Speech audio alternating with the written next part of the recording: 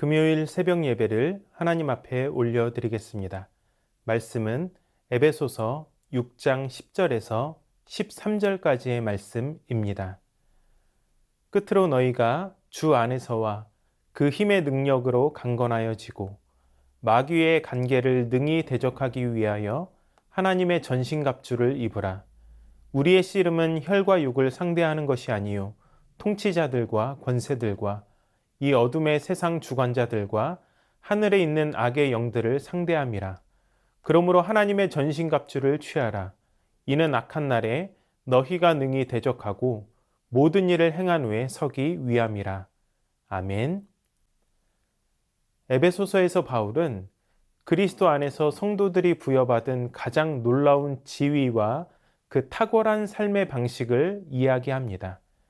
그러나 성도의 삶은 거기에서 멈추지 않습니다. 이 땅에서 우리가 하나님의 자녀로 살아간다는 것은 영광스러운 동시에 새로운 도전에 직면하게 된다는 것을 의미합니다. 예수를 믿게 되었는데 주변의 상황이 좋아지기는커녕 왜 더 복잡하고 어렵고 그렇게 되어가는가? 왜 나를 괴롭게 하는 사람들이 더 많아지고 전에 없던 유혹들이 나를 흔드는가? 바울은 이런 상황을 예상하면서 성도들의 삶 속에 일어난 변화를 양면에 걸쳐 말하지 않을 수 없었습니다.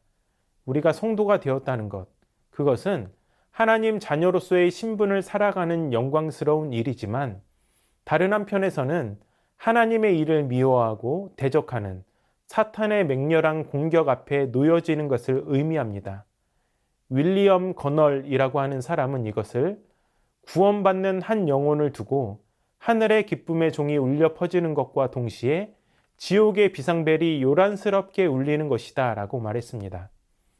한면에는 하나님의 영원하신 작정과 경륜이 있고 다른 한면에는 하나님의 일을 대적하고 그리고 미워하는 세력이 존재하고 활동한다는 것입니다.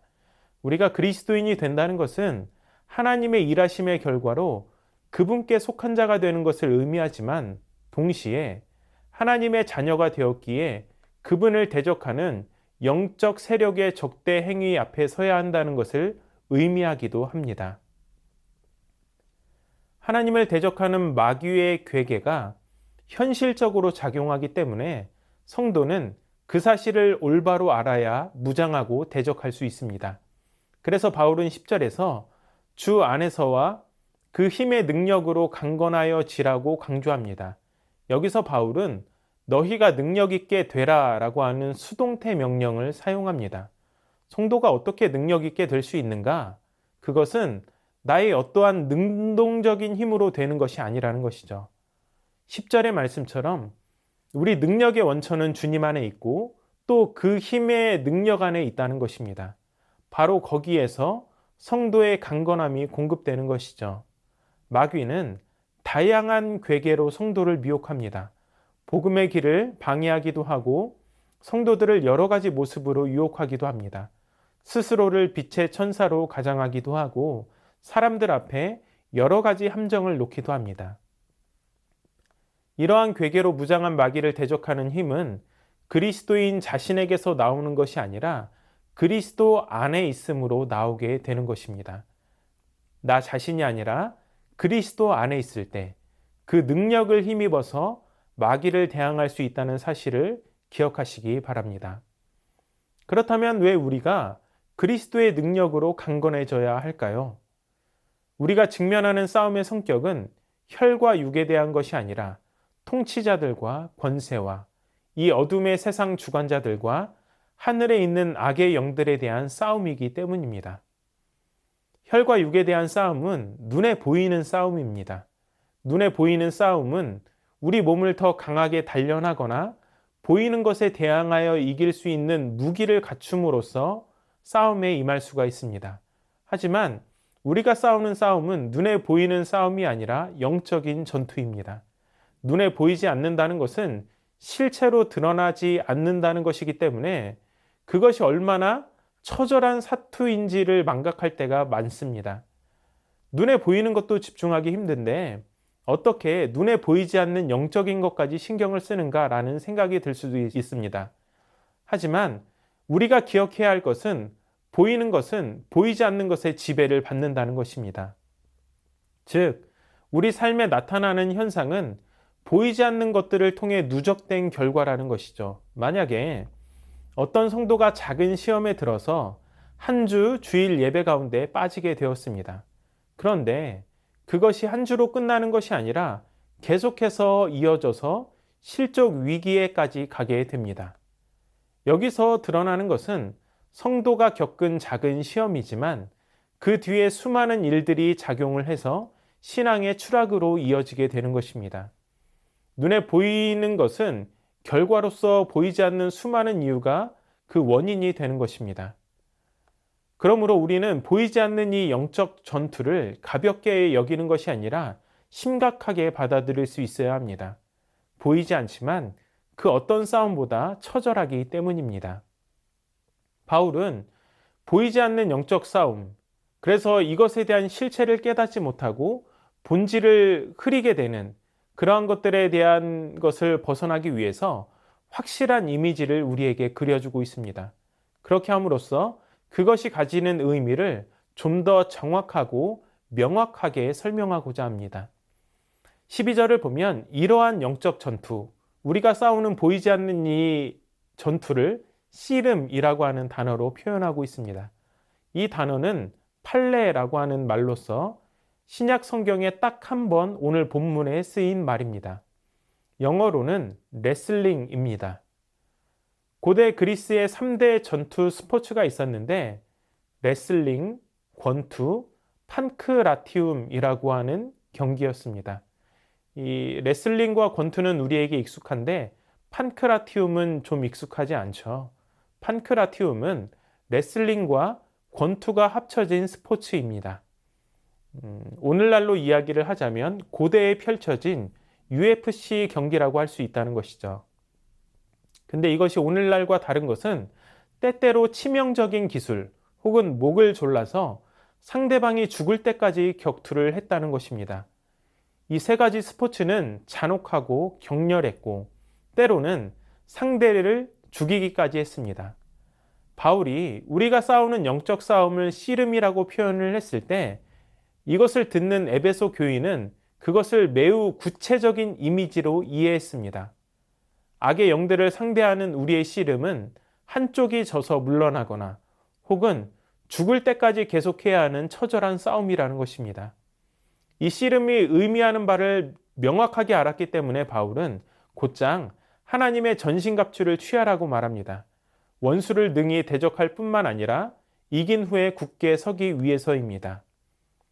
어느 한쪽이 지거나 죽을 때까지 싸워야 하는 처절한 싸움에서 마귀의 세력들을 대적하기 위해 성도들이 취해야 할 전신갑주가 14절부터 17절까지 기록되어 있습니다. 여기서 전신갑주는 전체라고 하는 단어와 무기들이라고 하는 단어의 합성어입니다. 그래서 다르게 표현을 하자면 완전 무장이라는 말이죠. 에베소 교인들은 완전 무장이라는 말을 통해서도 역시 로마 군인들의 무장한 모습을 이미지로 떠올렸습니다. 여기서 바울은 무장 자체보다 그것의 실제적 활용을 염두에 두고 있습니다. 진리의 띠를 띠고 의의 흉배를 붙이고 평안의 복음이 준비한 신을 신고 믿음의 방패를 갖고 구원의 투구를 쓰고 성령의 검으로 무장하여 우리는 영적인 전쟁, 보이지 않는 그 어느 한쪽이 죽거나 어느 한쪽이 질 때까지 계속해야 되는 이 보이지 않는 싸움에서 승리할 수 있다는 것입니다. 그러므로 하나님의 전신갑주를 취하여 마귀의 괴계와 싸우는 저와 여러분의 삶이 되기를 축복합니다. 이제 말씀을 맺겠습니다. 마귀의 괴계를 이길 수 있는 힘은 성도 스스로에게서 나오는 것이 아닙니다. 내가 그리스도 안에 있을 때, 그 힘의 능력을 의지할 때 가능하다는 사실을 잊지 마시기를 바랍니다. 또한 이 싸움은 영적인 전투이기 때문에 실체로 다가오지 않을 때가 있습니다. 중요한 것은 보이는 현상은 보이지 않는 것에 지배를 받는다는 것입니다. 그래서 바울은 이 싸움을 어느 한쪽이 이기거나 질 때까지 혹은 죽을 때까지 싸워야 하는 씨름으로 표현함으로 확실한 이미지를 우리에게 그려주었습니다. 그러므로 능히 마귀의 괴계를 대적하고 승리하여 서기 위해 하나님의 전신갑주를 취하시기를 바랍니다.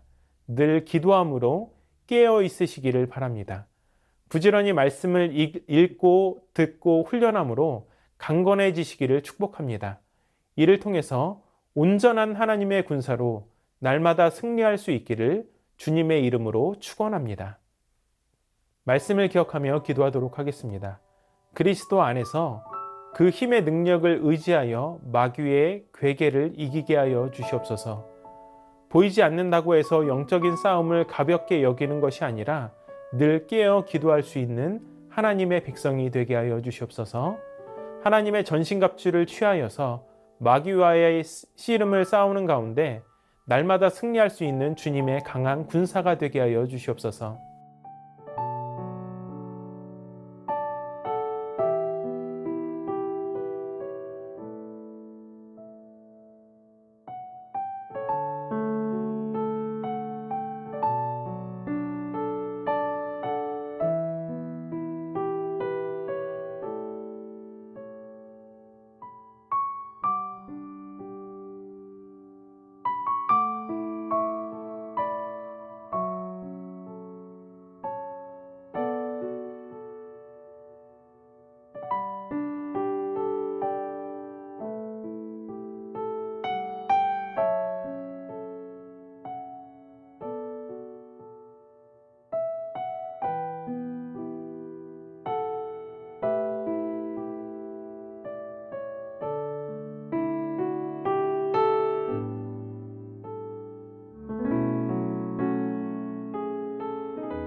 나라와 열방을 위해서 기도합니다. 가파르게 오르고 있는 달러가 안정화되게 하여 주시고 경제적인 위기가 오지 않도록 대한민국을 보호하여 주시옵소서. 내전, 가뭄, 기근 등으로 고통받고 있는 열방에 긍휼을 베풀어 주시고 기후가 정상으로 돌아오게 하시며 하나님의 정의와 공의가 이루어지게 하여 주시옵소서.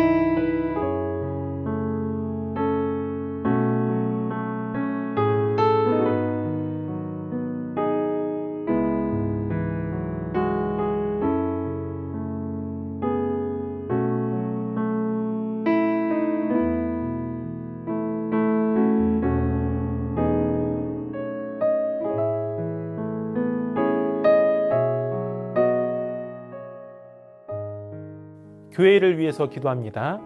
담임 목사님께 지혜와 능력을 더욱 충만케 하여 주셔서 모든 사역을 힘있게 감당하게 하여 주시옵소서. 하반기 새순학당과 90일 성경 읽기를 통해서 온 성도가 영적으로 더욱 무장되게 하여 주시고 주님의 뜻을 이루어갈 수 있는 성도들이 되게 하여 주시옵소서.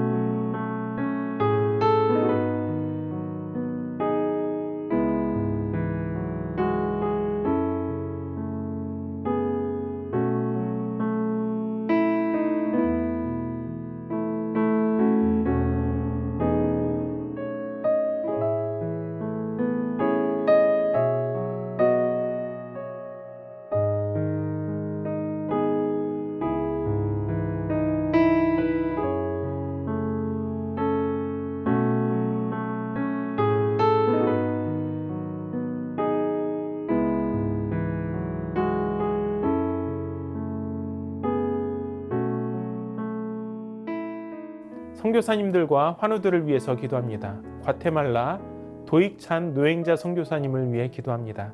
주님의 때에 선교 센터를 주시옵소서.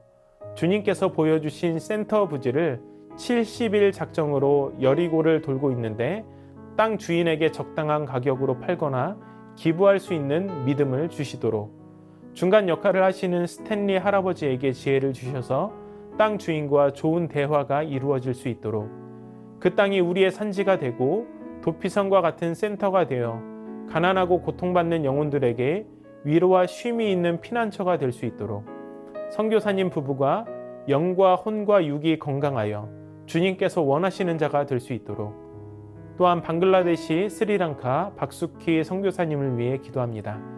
방글라데시 시드 센터를 통해서 예수님의 복음의 통로가 되고 그 지역에 선한 영향력을 흘려 보낼 수 있도록, 스리랑카에서 언어를 익히는 지혜와 지식을 더해 주시도록, 스리랑카 위에 주의 긍휼이 내려서 정치, 경제, 사회적 안정이 되도록, 선교사님께서 영과 육을 잘 관리하여서 늘 영적으로 민감하게 깨어 있을 수 있도록, 문연자 권사님, 권호순 권사님, 이민환 권사님, 신혜남 권사님, 추명우 성도님, 추승민 형제님, 이춘실 집사님, 김민혜 집사님, 최혁기 성도님, 이길태 집사님, 김찬준 집사님, 김영자 권사님, 정순근 권사님, 김봉남 권사님, 김광순 집사님, 박문천 집사님, 노성빈 형제, 최혜랑 집사님 아버님, 선교사님들과 환우들을 위해서 기도하시고 개인의 기도로 하나님 앞에 나아가도록 하겠습니다.